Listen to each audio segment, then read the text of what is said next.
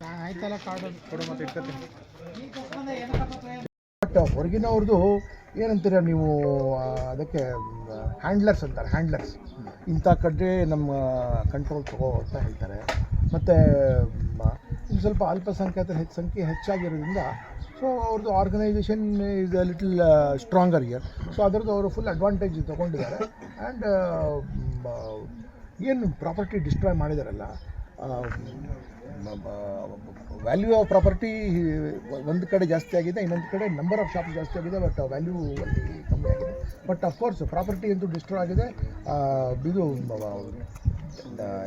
ಇದು ಇನ್ಕಮ್ ಆಗುವಂಥದ್ದು, ಆದಾಯ ಬರುವಂಥವ್ರಿಗೆ ಅಂತೂ ತೊಂದರೆ ಅಂತೂ ಆಗಿದೆ ನನಗೆ. ಸೊ ನೆಕ್ಸ್ಟ್ ಇನ್ನೊಂದು, ನಾನು ಮಸೀದಿ ಹತ್ರ ಪೊಲೀಸ್ ಸ್ಟೇಷನ್ ಆದ ನಂತರ ಇನ್ನೊಂದು 5 ಮಿನಿಟ್ಸ್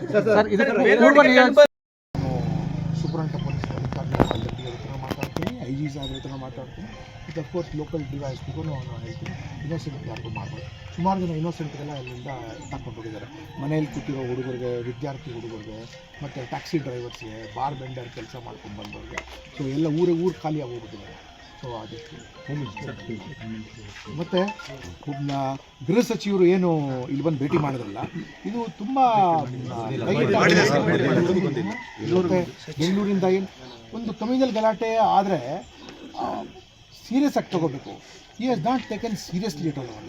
ಮತ್ತು ಇಡೀ ಸ್ಟೇಟಲ್ಲಿ ಒಬ್ಬ ಗೃಹ ಸಚಿವರಾಗಿದ್ದರೆ ಆದವರು ಇಡೀ ಸ್ಟೇಟಲ್ಲಿ ಎಲ್ಲೆಲ್ಲಿ ಕೌಮ ಸೂಕ್ಷ್ಮವಾದ ಪ್ರದೇಶಗಳಿದೆ ಅದನ್ನು ಒಂದು ಡಾಟ್ ಹಾಕಿ ಅಲ್ಲಿ ಮೇಲಿನ ಮೇಲೆ ಪೀಸ್ ಕಮಿಟಿ ಮೀಟಿಂಗ್ ಮಾಡಬೇಕು.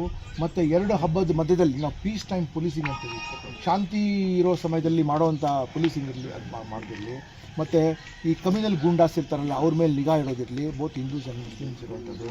ಮತ್ತು ಕೆಲವು ಸರ್ತಿ ನೀವು ನೋಡಿ, ಒಂದು ಅಂಗಡಿ ಇದೆ ಅಲ್ಲಿಗೆ, ದೊಡ್ಡ ಅಂಗಡಿ ಇದು, 1.5 ಕೋಟಿ ರೂಪಾಯಿ ಅಷ್ಟು ಅವ್ರಿಗೆ ನಷ್ಟ ಆಗಿದೆ.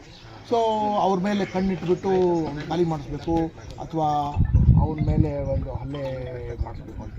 ಸೊ ಇದೆಲ್ಲ ಒಳ್ಳೆಯದಲ್ಲ. So that's where your chamber of commerce also ಒಳಗೆ ನಿಮಗೆ ಯೂನಿಟಿ ಇಲ್ಲ, ಇದು ರೀತಿ ಮಾಡಿ. ಮತ್ತು ಬಜಾಜ್ ಶೋರೂಮಲ್ಲಿ ಮತ್ತು ಬೈಕ್ ಸುಟ್ಟಾಕಿರೋದು ಮತ್ತು ಗ್ಲಾಸ್ ಎಲ್ಲ. ಮತ್ತು ತದನಂತರ ಸುಮಾರು ಈ ಸಣ್ಣ ಪುಟ್ಟ ಅಂಗಡಿಗಳು, ಪಂಚರ್ ಅಂಗಡಿಗಳು, ಹೋಟ್ಲ್ಗಳು, ಫ್ಯಾನ್ಸಿ ಅಂಗಡಿಗಳು, ಇದೆಲ್ಲ ಈ ಸಿಟ್ಟಲ್ಲಿ ಅಂದರೆ ರೊಚ್ಚಲ್ಲಿ ಅದು ಹೋಗಿ ಅದು ಮಾಡಿ. ಸೊ ಇದರಿಂದ ಇನ್ನೂ ಹೆಚ್ಚಾಗತ್ತೆ ಹೊರತು ಕಮ್ಮಿ ಆಗೋದಿಲ್ಲ. ಸೊ ಇದು ಅರ್ಜೆಂಟ್ ನೀಡ್ ದಟ್ ಇದು ಸರಿ. ಇದು ಡಿಸ್ಟರ್ಬೆನ್ಸ್ ಇದೆಯಲ್ಲ, ನಾನು as A professional police officer ಏನು ಹೇಳ್ತೀನಿ, ಕಲ್ಲು ಹೊಡೆಯುವಾಗ ಪ್ರಾರಂಭ ಆಗಲ್ಲ, ಅದು ಮನಸ್ಸಲ್ಲೇ ಆವಾಗಲೇ ಪ್ರಾರಂಭ ಆಗೋಗ್ಬಿಟ್ಟಿರ್ತದೆ. ಕಲ್ಲು ಹೊಡೆಯುವಾಗ ಅದು ಓನ್ಲಿ ಕಂಟಿನ್ಯೂಷನ್.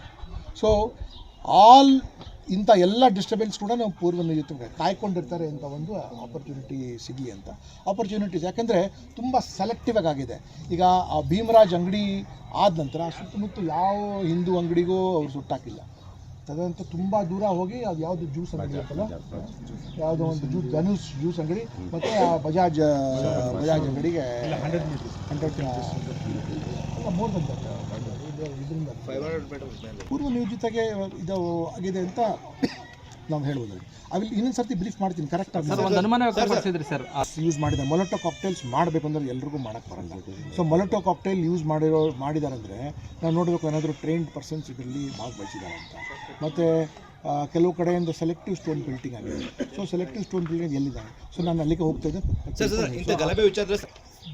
ಅಲ್ಲ ಸರ್, ಏನಾಗಬೇಕಾಗಿತ್ತು ಸರ್? ಗಲಭೆ ಮಾಡಿದವ್ರನ್ನ ಗಲಭೆ ಆಗಬಾರ್ದಾಗಿತ್ತು. ಈ A1 to A23 ಮಾಡಿದಾರಲ್ಲ, ಪೊಲೀಸ್ ಇಲಾಖೆ ಭಾಷೆ ಒಳಗೆ ಅದು ಎಲ್ಲರೂ ಅದರೊಳಗೆ ಕಲ್ಪಬಿಲಿಟಿ ಆಫ್ ದ ಅಫೆನ್ಸ್ ಅಂದರೆ ಅಫೆನ್ಸಿನ ತೂಕದ ಮೇಲೆ A1 2 3 4 ಮಾಡಲ್ಲ. ಆವಾಗಲೇ ಮಾಡಿಬಿಡ್ತು ಅಂದರೆ ತನಿಖೆ ಆಗಲೇ ಆಗೋಗ್ಬಿಟ್ಟಿದೆ ಅಂತ ಬಂದಂಗೆ ಮಾಡಲ್ಲ. ಟ್ರೈನಿಂಗ್ ಕೊಡ್ತಿದ್ದಾರಂತ ನೋಡೋಣ, ನಾವು ತಿಳ್ಕೊಳ್ತೀವಿ. ಅಂಗಡಿಗಳು ನಾಶ ಆಗಿದೆ, ಅದೆಲ್ಲ ಅಂಗಡಿಗಳಿಗೂ ನಾವು ಭೇಟಿ ಕೊಡ್ತೀವಿ. ಎಲ್ಲ ಅಂಗಡಿ ಮಾಲೀಕರನ್ನು ಮಾತಾಡಿಸಿದ್ವಿ, ಆ ಶಾಪ್ಕೀಪರ್ಸನ್ನು ಮಾತಾಡಿಸಿದ್ವಿ. ಮಾತಾಡಿಸಿದಾಗ ನಮ್ಗೆ ಏನು ಅನಿಸ್ತು ಅಂದರೆ ಇದೊಂದು ಸೆಲೆಕ್ಟಿವ್ ಪರ್ಟಿಕ್ಯುಲರ್ ಪ್ಯಾಟರ್ನ ಫಾಲೋ ಮಾಡಿದ್ದಾರೆ. ಹಿಂದೂಗಳನ್ನ ಅಂಗಡಿಗಳನ್ನ ನಾಶ ಮಾಡೋದೇ ಆಗಲಿ, ಮುಸ್ಲಿಂ ಅಂಗಡಿಗಳನ್ನ ನಾಶ ಮಾಡೋದಾಗಲಿ ಒಂದು ಪ್ಯಾಟರ್ನ ಫಾಲೋ ಮಾಡಿದ್ದಾರೆ.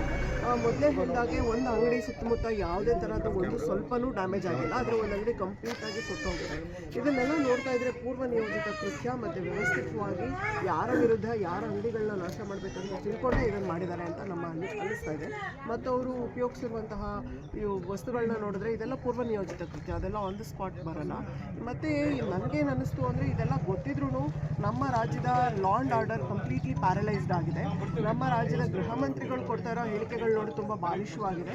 ಇದೊಂದು ಚಿಕ್ಕ ಆಕಸ್ಮಿಕ ಘಟನೆ ಅಂತ ಹೇಳ್ತಿದ್ದಾರೆ. ಇಷ್ಟು ದೊಡ್ಡ ಕೋಮು ಗಲಭೆ ಆಗಿದೆ, ಇಷ್ಟು ದೊಡ್ಡ ರೀತಿಯಲ್ಲಿ ಪೊಲೀಸ್ನವರು ದೌರ್ಜನ್ಯವನ್ನು ಮೆರೆದಿದ್ದಾರೆ, ಸಿಕ್ಕವ್ರನ್ನೆಲ್ಲ ಅರೆಸ್ಟ್ ಮಾಡಿದ್ದಾರೆ. A1 ಇಂದ A23ವರೆಗೂ ಹಿಂದೂ ಯುವಕರನ್ನೇ ಅವರು ಅರೆಸ್ಟ್ ಮಾಡಿದ್ದಾರೆ. ಅಂದರೆ ಇದು ರಾಜ್ಯ ಸರ್ಕಾರ ಕೋಮು ಗಲಭೆಗೆ ಯಾವ ಥರ ಕುಮ್ಮಕ್ಕನ್ನು ನೀಡ್ತಾ ಇದೆ ಮತ್ತು ರಾಜ್ಯ ಸರ್ಕಾರದ ಲಾ ಆ್ಯಂಡ್ ಆರ್ಡರ್ ಯಾವ ಥರ ಪ್ರಮೋಟ್ ಮಾಡ್ತಾ ಇದೆ, ಇದರೆಲ್ಲದನ್ನ ನಾವು ರಕ್ಷಣೆ ಮಾಡಿ ಇನ್ನೊಂದು ಕೋಮು ಯುವಕರನ್ನೇ ಟಾರ್ಗೆಟ್ ಮಾಡ್ತಾ ಇದ್ದಾರೆ. ಅಂದರೆ ಈ ಸರ್ಕಾರ ಎಷ್ಟು ಮಟ್ಟಿಗೆ ಹಿಂದೂ ವಿರೋಧಿ ಸರ್ಕಾರ ಆಗಿದೆ, ಎಷ್ಟು ಮಟ್ಟಿಗೆ ಮುಸ್ಲಿಂ ಅಪೀಸ್ಮೆಂಟ್ ಸರ್ಕಾರ ಮಾಡ್ತಾ ಇದೆ ಅನ್ನೋದು ಹೊರನೋಟಕ್ಕೆ ಗೊತ್ತಾಗ್ತಾ ಇದೆ, ಯಾರಿಗೆ ಆದರೂ ಗೊತ್ತಾಗ್ತಾ ಇದೆ. ಇದೊಂದು ಪೂರ್ವ ನಿಯೋಜಿತ ಕೃತ್ಯ ಅಷ್ಟೇ ಇದೆ.